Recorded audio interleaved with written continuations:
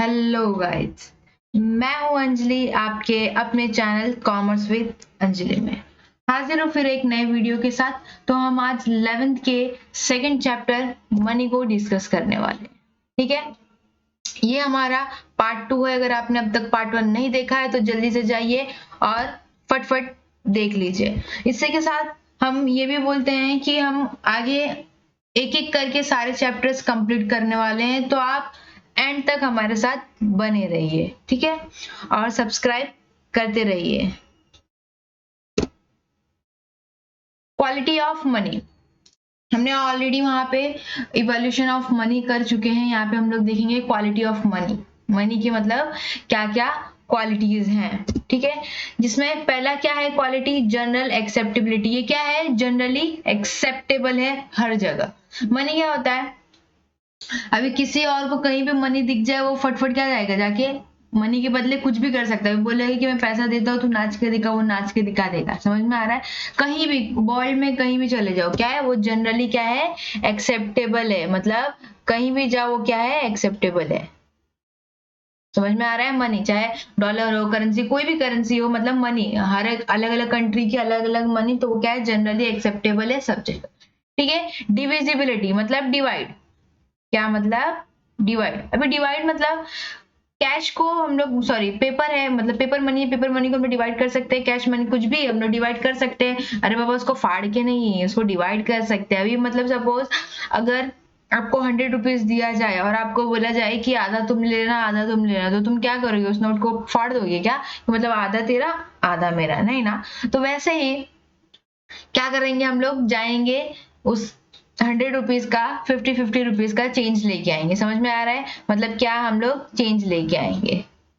ठीक है। डिविजिबिलिटी कर सकते हैं कैश की आराम से। अभी यहाँ पे जो पहले वाली मनी थी, एनिमल मनी वगैरह, उसको क्या हम लोग क्या करते हैं, एनिमल को हाफ कट करते हैं क्या? नहीं ना। तो वैसे डिविजिबिलिटी भी होगी ये क्वालिटी, मतलब पहली क्वालिटी है जनरल एक्सेप्टेबल है हर जगह। डिविजिबिलिटी, इसको डिवाइड कर सकते हैं इजीली। ड्यूरेबिलिटी, ड्यूरेबिलिटी मतलब क्या, ये क्या कभी सड़ने वाला है, गलने वाला है? नहीं, ये हमेशा क्या, इसकी वैल्यू हमेशा चलने वाली है। आज से मतलब 10,000, 1,000 इंटू 10,000 कर लो, मतलब हमेशा, मतलब फॉर एवर, क्या फॉर एवर ये चलने वाली है।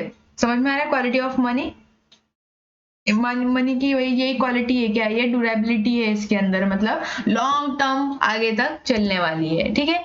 नेक्स्ट है हमारा कग्निजिबिलिटी। कग्निजिबिलिटी मतलब रिकॉग्नाइज। क्या, रिकॉग्नाइज। रिकॉग्नाइज मतलब इजीली आप इसको पहचान सकते हो, बराबर ना, इजीली पहचान ही सकते हो ना। पैसा कहीं रोड पे दिखेगा तो आप बराबर पहचानोगे कि अरे पैसा है, पैसा गिरा है। किसका गिरा है, अगर मेरा मतलब नजर पड़ा किसी का भी, तो वो पहले देख के उसको तुरंत पहचानेगा, क्या कि ये क्या है, मनी है। समझ में आ रहा है? इसको रिकॉग्नाइज करने में कोई ऐसा डिफिकल्टी नहीं होगी। छोटा बच्चा भी समझता है आजकल, उसको भी पैसा दे देंगे तो भी बोलेगा कि अरे पैसा है, अच्छी चीज होती है। मतलब भले उसको उस चीज की वैल्यू ना पता हो, कि मतलब उसको जाएंगे शॉप पे देंगे तो बदले में अपने को गुड्स मिलता है, नहीं, लेकिन उसको रिकॉग्नाइज क्या है कि वो मनी है, काफी इंपॉर्टेंट थिंग है। समझ में आ रहा है? पोर्टेबिलिटी, पोर्ट करना मतलब एक जगह से दूसरे प्लेस पे। समझ में आ रहा है? ये क्या, पोर्टेबल होना चाहिए। अब देखो कैरी करना, समझ में आ रहा है? हम लोग इजीली क्या कर सकते हैं, कैरी कर सकते हैं मनी को। मनी को क्या कर सकते हैं, इजीली कैरी कर सकते हैं एक प्लेस से दूसरे प्लेस तक। एक पर्सन से दूसरे पर्सन के पास भी क्या कर सकता है, इजीली जा सकता है। समझ में आ रहा है? तो इसके अंदर क्या है, पोर्टेबिलिटी। होमोजेनिटी, होमोजेनिटी, अब ऐसा तो है नहीं कि एक 2,000 की नोट एक तरह, दूसरी 2,000 की दूसरी तरह, मतलब एक पे गांधी जी छपे हैं तो एक पे लाल बहादुर शास्त्री जी छपे, ऐसा नहीं है ना। पर्टिकुलर एक नोट, मतलब 2,000 की नोट तो 2,000 की सारी नोट एक जैसी होंगी। समझ में आ रहा है? 500 की तो 500 की सारी नोट एक जैसी होंगी। समझ में आ रहा है? जैसे ये स्टेबिलिटी, मतलब इसकी वैल्यू क्या होगी, स्टेबल होगी। फ्यूचर में भी अगर इसका 500 वैल्यू है तो आगे चल, मतलब सॉरी प्रेजेंट में अगर 500 है तो आगे चल के भी क्या होगी, इस करेंसी की वैल्यू क्या होगी, स्टेबल ही रहने वाली, कोई भी चेंज नहीं होने वाला है। समझ में आ रहा है? कोई भी चेंज नहीं होने वाला है। होमोजेनिटी, सब सेम रहने वाला है। ठीक है। होमोजेनिटी का मतलब होता है सेम। ठीक है, आगे बढ़ते हैं हमारे फंक्शंस ऑफ मनी में। फंक्शंस ऑफ मनी, मनी काम क्या करता है? अरे आजकल के लोग तो सब बताएंगे मनी काम क्या करता है। मनी का सबसे पहला जो प्राइमरी फंक्शन है, सबसे इंपॉर्टेंट फंक्शन क्या है? Medium of exchange. दूसरा है मेजर ऑफ वैल्यू और यूनिट ऑफ अकाउंट। मतलब क्या करता है? मेजर करता है कि पर्टिकुलर कॉमोडिटी या फिर कोई भी गुड्स कितने का आएगा। आप कपड़ा लेने जाओगे तो आप मनी टर्म में ही वैल्यू करते हो, कितने का दिया भाई साहब? 500? अरे नहीं ज्यादा लिया, 400। समझ में आ रहा है? तो ऐसा, तो मीडियम ऑफ एक्सचेंज मतलब एक्सचेंज करने के लिए गुड्स या फिर कोई भी कॉमोडिटी खरीदने के लिए हम लोग क्या करते हैं? मनी का यूज करते हैं। आजकल तो मतलब मनी का ये कॉमन है, सबको पता होगा। समझ में आ रहा है? गुड्स खरीदा, बदले में क्या पे किया? मनी। समझ में आ रहा है? मेजर ऑफ वैल्यू और यूनिट ऑफ अकाउंट हमारा यहाँ पे क्या है? यूनिट ऑफ अकाउंट मतलब अगर एक घर खरीदना है तो उसकी वैल्यू कितनी होगी? एक घर खरीदना है तो उसकी वैल्यू कितनी होगी, ये हम लोग को कौन बताएगा? Measure of value. मतलब हमको मनी में ही पता चलेगा। समझ में आ रहा है? ये हमारा मनी है, ये हमारा हाउस है। समझ में आ रहा है? तो इसको हम लोग क्या कर रहे हैं? मेजर कर रहे हैं कि ये हाउस कितने का हम लोग को मिलेगा, पर्टिकुलर इतने रुपीज में मिलने वाला है। या फिर एक कपड़ा, कोई भी एग्जाम्पल, या फिर कोई गुड्स, आइसक्रीम, कुछ भी, मतलब छोटी छोटी चीज क्या करता है हम लोग? मनी में वैल्यू करते हैं, मनी में मेजर करते हैं। ठीक है। नेक्स्ट है हमारा secondary functions. Second primary function में हमारा क्या आ गया कि हम मेजर ऑफ मतलब वैल्यू करते हैं और क्या करते हैं? मीडियम ऑफ एक्सचेंज के लिए यूज करते हैं। दूसरा क्या है हमारा? Standard of deferred payment. Deferred payment मतलब क्या होता है पता है? Future payment. क्या होता है? Future payment. ठीक है। जो भी मतलब अगर सपोज मतलब अगर मनी है तो मनी आ गया है, तो मतलब मैं अभी अगर पास्ट में जाए हम लोग, मतलब जब हमारे पास कॉमोडिटी मतलब ये पेपर मनी ये सब नहीं था, मनी नहीं था, तो हम लोग को डिफिकल्टी होती थी लोन पे करने, क्योंकि हमारे पास उतना स्टोरेज भी नहीं था। फिर हम लोग उसको स्टोर करके उतने टाइम तक रख भी नहीं सकते थे, पेरिशेबल गुड्स हुआ तो। अभी क्या है? ये कैश है, इसके अंदर क्या है? ड्यूरेबिलिटी है। समझ में आ रहा है? ये लंबा तक चलने वाला है, इसको एक जगह से दूसरे प्लेस तक लेके जा सकते हैं, सेव करके रख सकते हैं। तो क्या है? हम लोग डेफर्ड पेमेंट यानी हमारे जो फ्यूचर पेमेंट है उसको कर सकते हैं, यानी आसानी से हम लोग लोन ले सकते हैं, लेंडिंग कर सकते हैं। समझ में आ रहा है? बोरोइंग कर सकते हैं, जिससे हम लोग क्या करेंगे? प्रेजेंट ही नहीं, फ्यूचर का भी हमको सेटिस्फेक्शन देता है कौन? मनी। समझ में आ रहा है? पेमेंट कर सकते हैं तो मतलब लेंडिंग बोरोइंग आसान हो गई। मतलब मैं फ्यूचर में वैल्यू कोई चेंज होने वाली नहीं है, तो मैं फ्यूचर में भी जाके उसको क्या कर सकती हूँ? पे कर सकती हूँ। समझ में आ रहा है? Store of value. Store of value देखो हम लोग क्या कर सकते हैं? सेव करके रख सकते हैं, सेव मनी। समझ में आ रहा है? सेविंग। हम लोग क्या करेंगे? सेव करेंगे, इस तो कुछ होने वाला नहीं, इसकी वैल्यू हम स्टोर कर सकते हैं। हाँ, जब तक डिमोनेटाइजेशन ना हो तब तक वो कैश काम का है। अरे डिमोनेटाइजेशन में भी काम का इसलिए है, जब तक बोला ना कि आके बदल लो नोट, तो बदल लो जाके बैंक में, भैया जाके उसको स्टोर मत करो, अभी अब मत स्टोर करो। जो करेंसी चल रही है उसको क्या कर सकते हैं हम लोग? स्टोर करके रख सकते हैं। उसका क्या? स्टोर ऑफ वैल्यू है। मनी को हम लोग क्या कर सकते हैं? सेव कर सकते हैं। ठीक है। Transfer of value. Transfer of value हमारा क्या है? एक प्लेस से दूसरे प्लेस तक। समझ में आ रहा है? मनी ट्रांसफर हो सकता है। ठीक है। एक पर्सन से दूसरे पर्सन तक मनी ट्रांसफर हो सकता है। समझ रहे? तो क्या है? ये ट्रांसफर ऑफ वैल्यू है। एक पर्सन से दूसरे पर्सन तक, प्लेस टू एक प्लेस से दूसरे प्लेस से क्या हो सकता है? ट्रांसफर हो सकता है वैल्यू। ठीक है। आगे है हमारा कंटिंजेंट फंक्शन। ये और क्या क्या काम करता है? समझ में आ रहा है? अब देखो कंटिंजेंट फंक्शन में हमारा सबसे पहला है मेजरमेंट ऑफ नेशनल इनकम। ठीक है। Measurement of national income. National income यानी क्या? जो भी फैक्टर ऑफ प्रोडक्शन है, जो भी क्या है? फैक्टर्स ऑफ प्रोडक्शन है। फैक्टर्स ऑफ प्रोडक्शन यानी कि क्या? लैंड, लेबर, एंटरप्रेन्योर, कैपिटल, ये सब जो भी इसके मॉनेटरी रिवॉर्ड्स हैं। क्या? मॉनेटरी रिवॉर्ड्स कैसे डिस्ट्रीब्यूट करना है?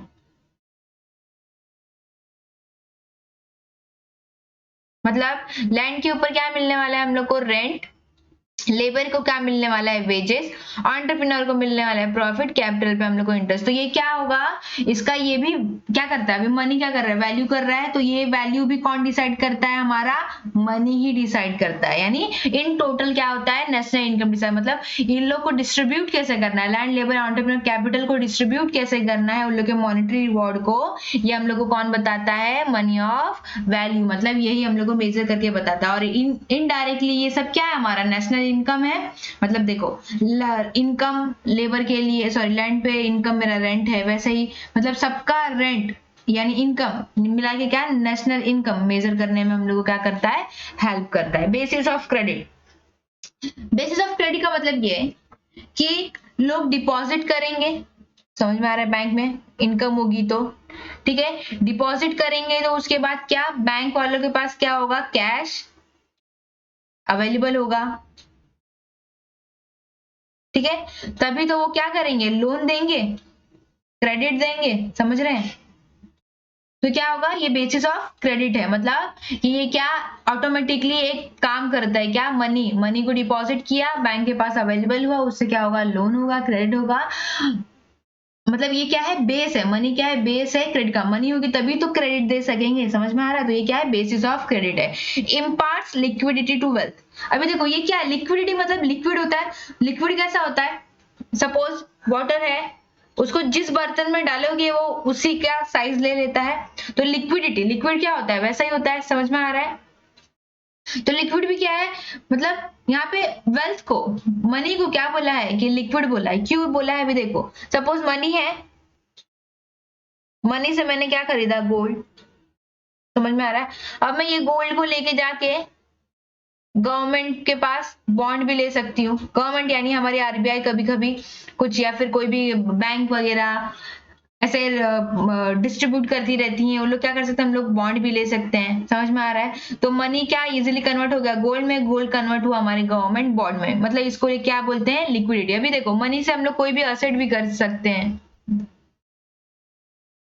असेट्स खरीद सकते हैं, फिर मैं कुछ साल बाद उसको बेच के वापस से मनी ले सकती हूँ, समझ में आ रहा है। तो ये क्या है, लिक्विडिटी है, मतलब क्या होता है, मनी इजीली किसी भी चीज में क्या हो सकता है, चेंज हो सकता है, मतलब बोल सकते हैं ना वो यू करके अपना रूप बदल सकता है भगवान की तरह, उसके पास क्या है, भगवान ने बोला तथास्तु, जा मैं आपको अपना देता हूँ कि तू अपना रूप बदल सकता है, तो मनी क्या है, अपना रूप बदल सकता है, ठीक है। Estimation of micro economic variables, अभी micro economic variable, micro economic variable क्या क्या है, जैसे नेशनल इन, ये हमारा जीएनपी,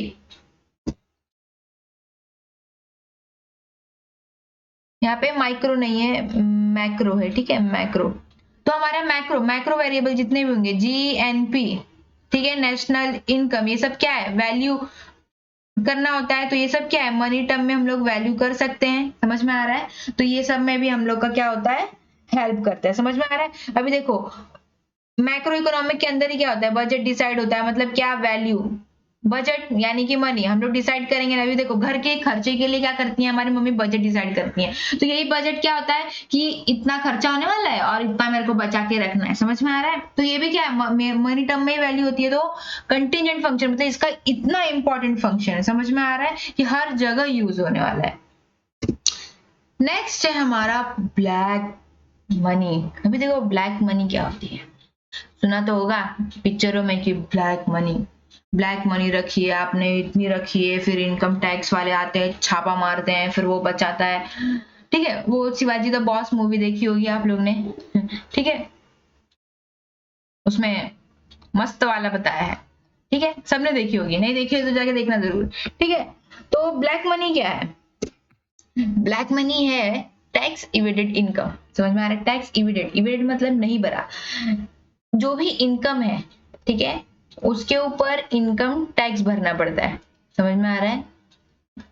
और वही इनकम के ऊपर मैं टैक्स ना भरूं तो वो मेरा क्या हो जाएगा, ब्लैक मनी हो जाएगा, समझ में आ रहा है।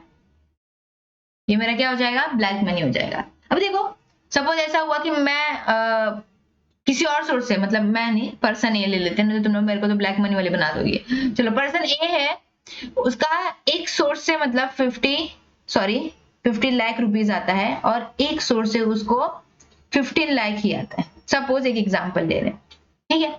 तो उसने 50 लाख पे भरा 15 लाख पे इनकम टैक्स नहीं भरा, उसने बताया नहीं कि मेरे को 15 लाख भी इनकम होती है। समझ में आ रहा है? तो जो ये 15 लाख है, मैं जो बहुत छोटे एग्जांपल है, ब्लैक मनी बहुत बड़े बड़े लेवल पे होती है, अपने लेवल के हिसाब से कर रहे हैं, ठीक है। 15 लाख आया तो उसने उस पर इनकम टैक्स भरा, लेकिन 15 लाख पे नहीं भरा। जो 15 लाख हो गया मेरा क्या हो जाएगा, ब्लैक मनी हो जाएगा। समझ में आ रहा है? गुड मनी बैड मनी भी कहते हैं आप लोग, ब्लैक मनी व्हाइट मनी भी कहते हैं, ठीक है। व्हाइट मनी वो जो मतलब टैक्स वैक्स भर के अच्छे से कमाई हो। अब देखो ये आप बोलोगे कि भाई इलीगल काम किया, इलीगल काम किया तो उससे कमाया, तो वो तो ब्लैक मनी हुई। लीगल में भी अगर काम किया और उसकी इनकम टैक्स नहीं भरे तो भी क्या हो जाएगा, ब्लैक मनी हो जाएगा। समझ में आ रहा है? अब देखो इससे बचने का एक तरीका क्या है, डीमोनेटाइजेशन। डीमोनेटाइजेशन जो अभी अभी मोदी ने किया था। डीमोनेटाइजेशन में क्या होता है, वही नोट को ही बंद कर दो, बदले में दूसरी नोटें ला दो। हुआ होगा ब्लैक मनी, मतलब डीमोनेटाइजेशन से तो सब लोग ने मतलब बहुत ही ज्यादा रूबरू हो गए होंगे आप लोग। तो डीमोनेटाइजेशन ही एक ऐसा हेल्पफुल चीज है जो ब्लैक मनी को कंट्रोल करने में हेल्प करता है, ठीक है। एक अकेला यही एक ऑप्शन है, ठीक है।